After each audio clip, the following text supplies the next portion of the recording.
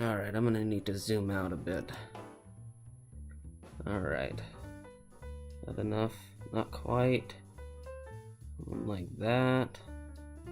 That should be enough. Alright. As you've seen in the title, I'm sure you're expecting me to at least show you the TIE Striker by LEGO Star Wars, ages 8 to 14, set number 75154, 543 pieces, and this is of course from Rogue One. I looked at it, it has a bunch of nice wedge pieces, some good colors, some good tile pieces, so I figured, I'll pick it up. But of course, that's not the entire reason why I picked this up, because this set in the stores retails around $60-70. However, I went to my local swap meet and I saw this on sale for $20.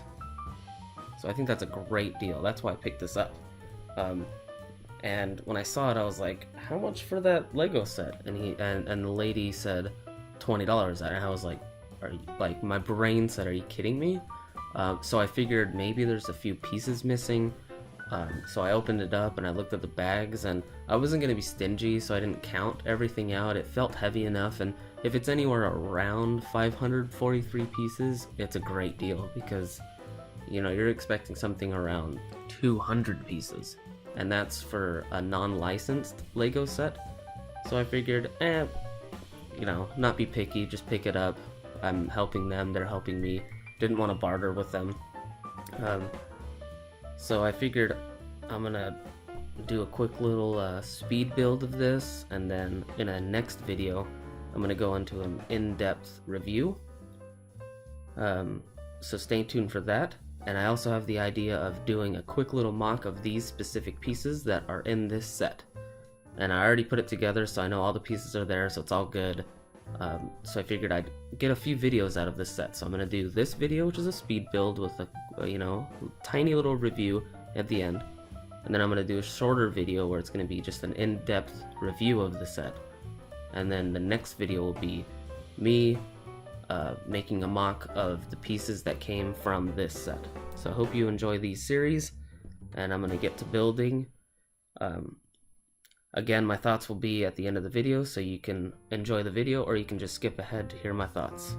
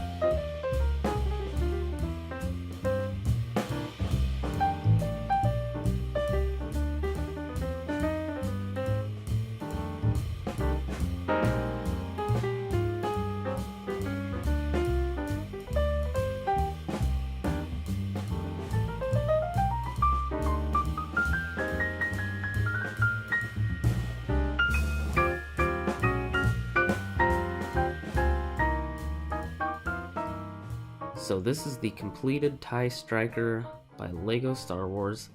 The build was really fun, actually, to build. There was a lot of steps where you really have to be paying attention, otherwise you might miss something. And then you'd have to, go back and redo steps.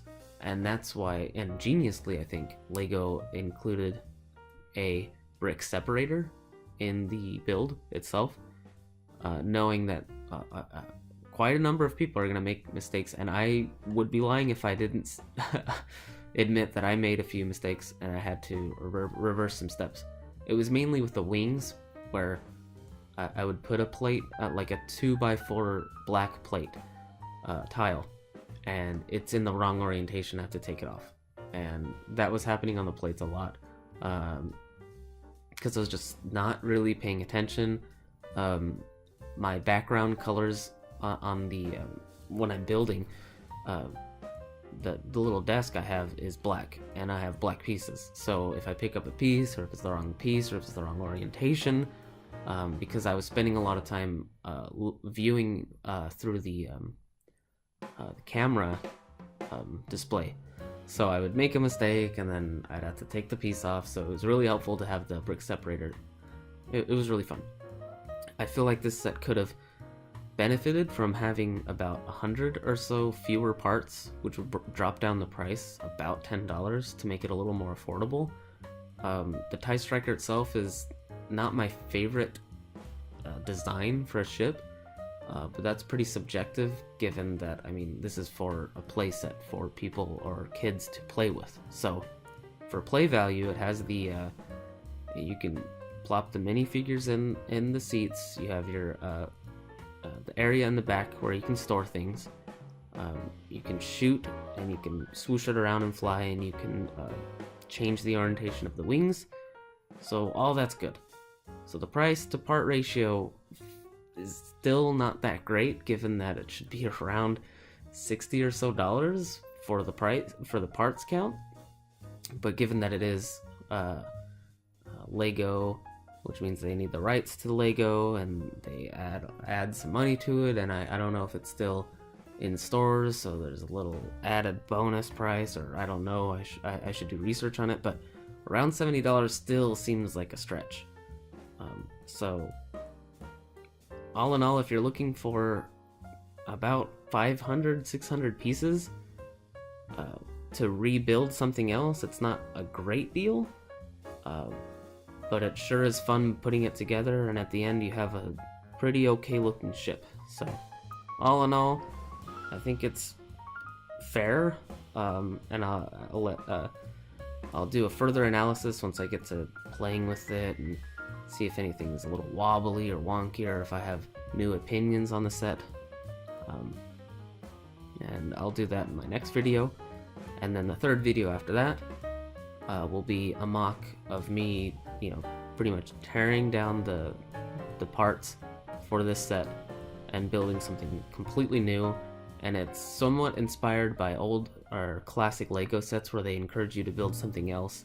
So I figured, anytime I do a review, because the only reason why I'm buying Lego sets is to make the new Falcons or my old Falcon look more detailed. So that's the only reason why I'm buying sets, is to make my own creations, mocks. So I hope you enjoyed this video. Please rate, comment, subscribe. It really means a lot to me, and I'll see you again soon. Take care.